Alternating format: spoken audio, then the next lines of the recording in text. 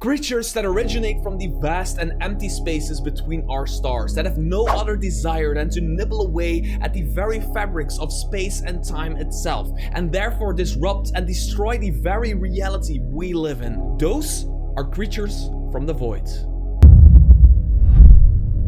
Hi there fellow roleplayers and game masters, my name is Mr. Tarask, and today I want to talk about the 5 creatures from the void that you should absolutely use in your campaign, especially if you're playing in the Midgard campaign setting. Now, if you're new to void magic, make sure to check out my episode 1 about void magic, which will give you a broad idea of what void magic is and what its dangers are. But void magic also spawns creatures that are not from our reality, not from our world. They are actually from the void between the stars, from the emptiness between the molecules that make up our realistic world. And those creatures have no other desire than to take creatures and items and every touchable thing from our world and pull it into the void, never to be seen again.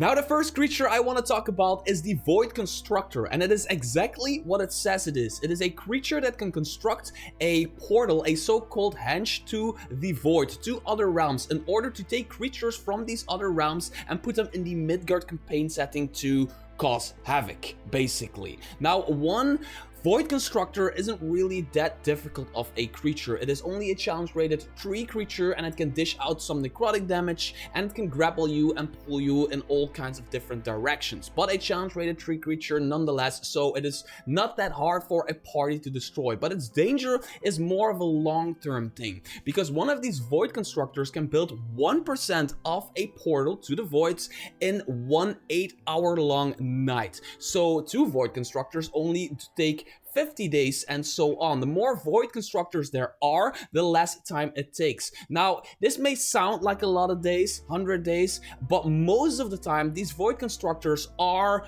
doing it in a deep cave, or a dungeon, or a dark, abandoned castle where nobody's really paying attention, so they got all the time in the world to build these portals. And then, when a party ends up finding this portal and seeing this void creature, this void constructor can grapple them, take them into the portal, and basically destroy them and hopefully kill them in order to get a random void creature to spawn out of the portal from the dead creature in the portal. Are we in heaven?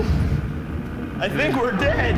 Now, it is safe to say that a Void Constructor almost never works alone. Most of the time there will be another creature that is the so-called brains behind the operation.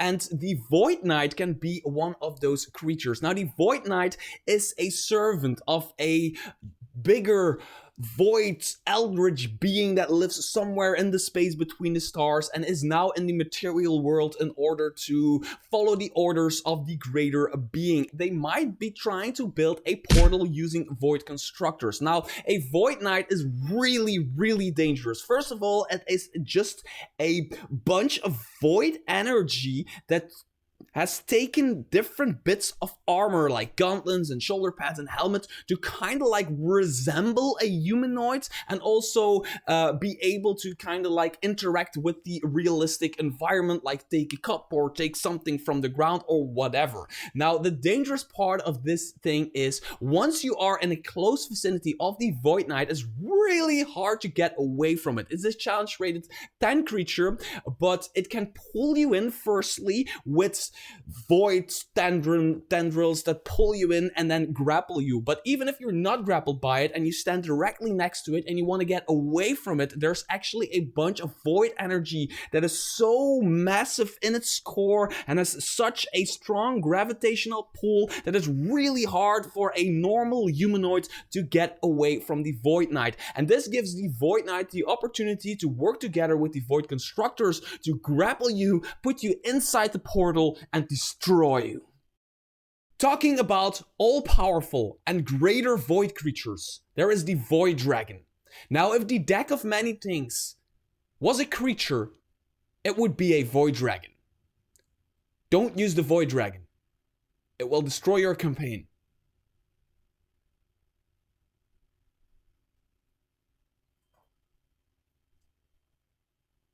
Now, if you decide to use the Ancient Void Dragon anyway, be warned, it is extremely powerful. It has a lot of stuff that it can do in order to shift gravity. If you shoot an arrow at it, it can cause a rift in time and space and just shoot the arrow back at you. But the most crazy thing is, once you destroy it, it actually becomes an exploding star, which dishes out a shit ton of damage. There's 55 cold damage, 55 bludgeoning damage if I'm not mistaken, and 55 another type of damage that it does when it explodes. Now, creatures and characters can actually save against those types of damages separately, but if they are fully hit by 2 of the 3 and they somehow survive that, they will be teleported into a random place of existence.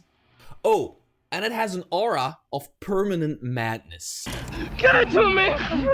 Now, the Void Constructor and the Void Knight are both loyal servants to a greater beings, but so is the Voidling. The Voidling is everything a Void creature is without all of the shenanigans. So no armor in order to be able to interact with the physical world. It is just a bunch of void energy with void tendrils coming out of it and a faint green eye in the middle of it. And it is a challenge rated 11 creature, can dish out a lot of damage, but my favorite ability that it has is it can cast Reverse Gravity. And Reverse Gravity is one of my favorite spells, favorite abilities in 5th edition, because it can completely disrupt a party's plans. That a party comes in to destroy it, you reverse gravity and everybody falls to the ceiling and all kinds of crazy stuff starts happening. Another very important lore part about the Voidling is that they can serve their master for aeons upon aeons upon aeons, but eventually they will turn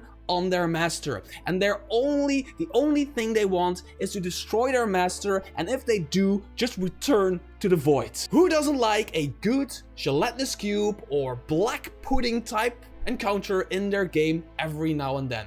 Well, there is a void creature called the Voidpool that is exactly that and more. The Voidpool is a black sludge type of gelatinous creature, but it has one twist. It carries a portal to the void in its core, and once it engulfs creatures and grapples them, they get to roll saving throws. If they succeed on their saving throws, they are still grappled and take damage, but if they fail on their saving throw, they get pulled closer and closer and closer to this portal. If they fail 3 times in a row, they're fucked.